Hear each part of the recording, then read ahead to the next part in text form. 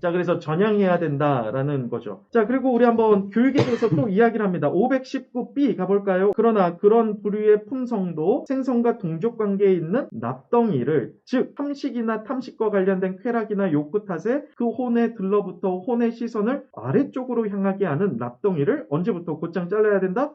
어릴 때부터 곧장 잘라야 돼. 이 납덩이라는 게 비유예요. 뭐예요? 납덩이는 우리들의 혼을 어떻게 하는 거예요? 올라가지 못하게 하는, 잡아당기는 거죠. 잠수부들이 납을 달고 바다에 들어가잖아요. 왜? 가라앉아야 되니까. 그거예요. 그러니까는 교육이라고 했을 때에는 전향이고, 또 하나는 뭐예요? 어렸을 때부터 납덩이를 자른다. 다시 말하면 욕구를 어떻게 하는 거예요? 절제. 그렇죠. 욕구를 절제하는 거예요.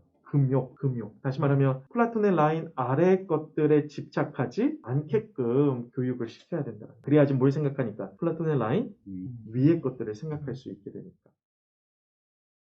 D 가보시면은, 따라서 국가의 건설자로서 우리가 해야 할 일은 가장 우수한 품성들에게 앞서 우리가 가장 중요한 학문이라고 한 것에 도달하도록 어떻게 하는 것? 강제해요. 교육은 강제하는 것. 우리가 앞서 말한 저 오르막길을 걸어 올라가 선을 보도록 강제하는 것이라고 이야기해요. 교육은 전향, 그리고 어렸을 때부터 욕구를 잘라내는 것, 그 다음에 강제성을 띠고 있다. 성경에서도 예수님의 비유에서도 잔치를 베풀었는데 핑계대고 안 오잖아요. 그랬더니 이제 이웃 동네에 가서 어떻게 해서 데리고 와라? 강권하여.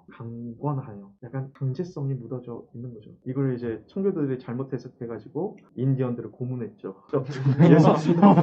예수 안 믿어? 그러면 막 이제 막 두피를 벗기고 막 그랬었죠. 잘못 해석한 거죠.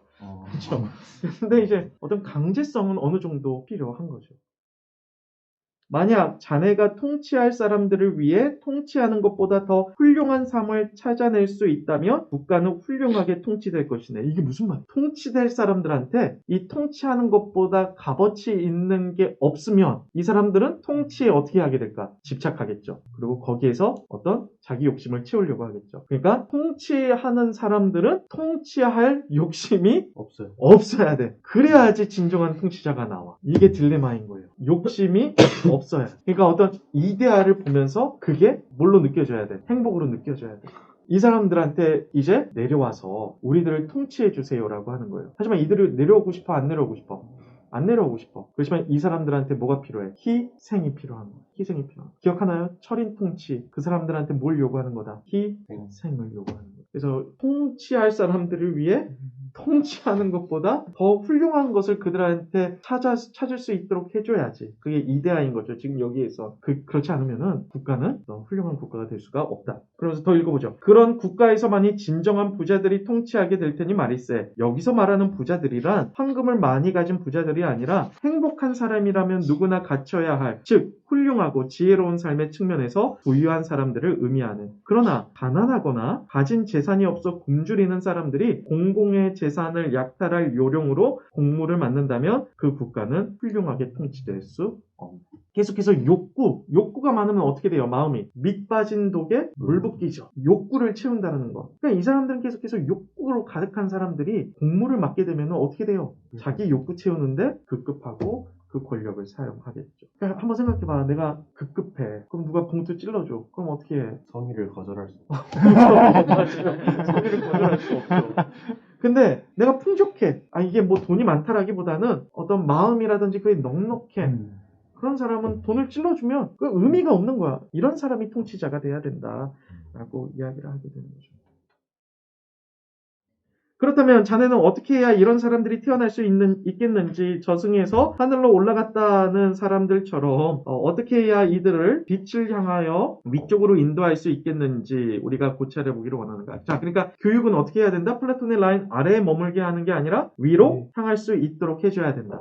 자, 그렇지만 우리 수호자 교육에 대해서 이야기했었죠.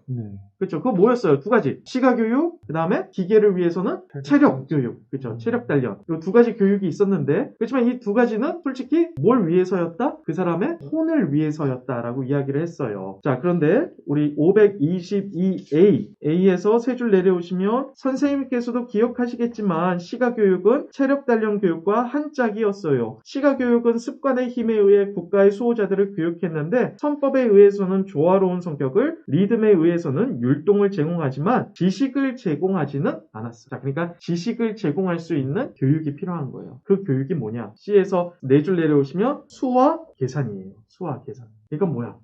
수학이에요. 자, 근데 여러분 한번 생각해 보세요. 수능에서 수학 있어요, 없어요? 있어요.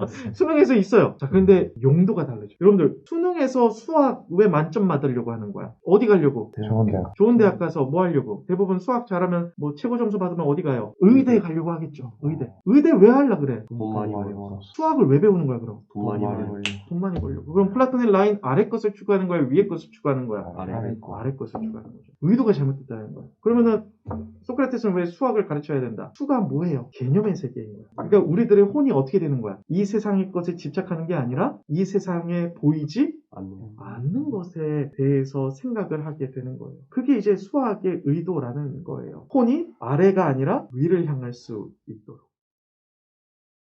자, 그러면 또 뭐가 필요하냐? 다음은 좀 넘어가 보죠. 우리 D 가보죠. D. 526D. 기하학이 있어요. 기하학. 기하학은 이 당시에는 왜 했나요? 기하학. 전쟁인데 전쟁을 하고 나면은 이겼잖아요. 그러면 뭘 나눠야 돼? 전리품을 나눠야죠. 전리품 나눈 다음에 뭐 나눠?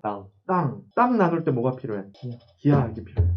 그러니까 이 당시에는 기하학을 했어요. 왜 했어요? 플라톤의 라인 아래 것, 위에 것. 아래 것을 위해서 하는 거죠. 땅 분배를 위해서 기하학을 했어요. 하지만 소크라테스는 뭘 위해서? 플라톤의 라인 위에 그 개념의 세계를 우리가 추구할 수 있도록 해줘야 된다라는 거예요.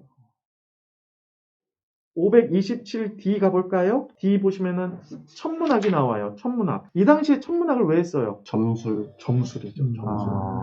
점술이에요. 우리 육갑할 때 뭐 알아봐요? 사주팔자. 그러니까 생년월일 그리고 시 이런 거 물어보죠. 그거예요. 운명을 보기 위해서 천문학을 했던 거였어요. 하지만 소크라테스는 아니, 우리가 보지 못하는 우주의 원리, 별의 원리, 그 움직임, 그것들을 우리가 알아야지 이 세상의 것들에 집착하지 않는다라는 거예요. 우리가 왜 이 세상의 것들에 집착해?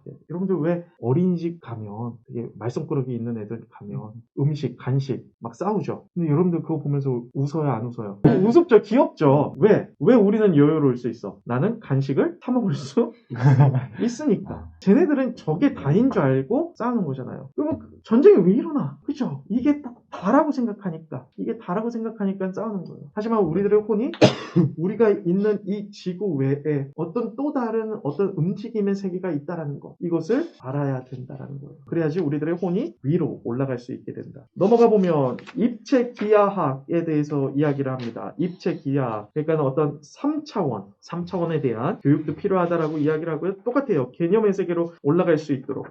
자, 그 다음에 넘어가 보면 문답법이에요. 여러분들, 문답법이 뭔가요? 묻고 답하는. 그렇죠. 우리 하는 거예요. 우리도 문답법이야. 질문 있나요? 물어보고 질문하면 또 답하고. 문답법. 문답법은 뭘 찾기 위한 거예요? 예를 들어서 수학, 기하학, 천체, 뭐 물리학 그런 것들은 뭘 찾아내는 거예요? 원리를 찾아내는 거예요.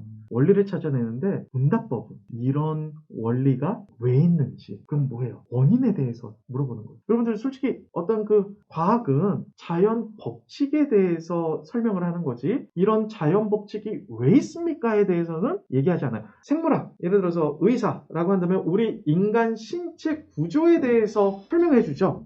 그런데 나는 왜 숨을 쉽니까? 여기에 대해서는 의사가 답할 수는 없어요. 그거는 뭐예요? 문답법. 질문을 던지고 그 원인을 찾아내는 거예요. 다시 말하면 이게 뭐냐면은 제1원인에 대한 찾는 방식인 거죠. 다시 말하면 플라톤의 라인, 개념의 세계를 뛰어넘어서 어디 세계? 그 위는 뭐가 있었어요? 맨 꼭대기에 이데아를 찾아갈 수 있는 방법이 바로 문답법이다 라고 이야기를 하게 되는 거예요.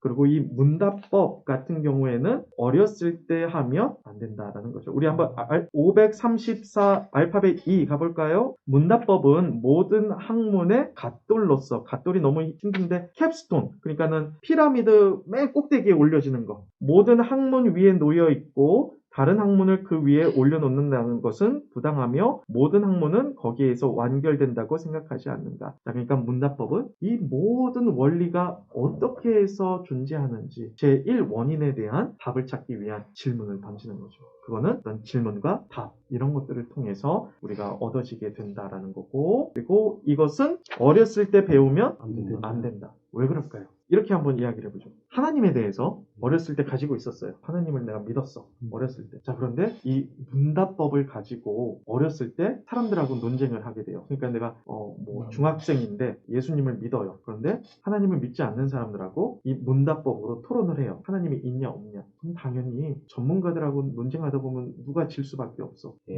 어린애가 질 수밖에 없죠. 지식이 어떤 한정적인 애가. 그러면 그 친구는 어떻게 될까? 신을 그때부터 버리겠죠.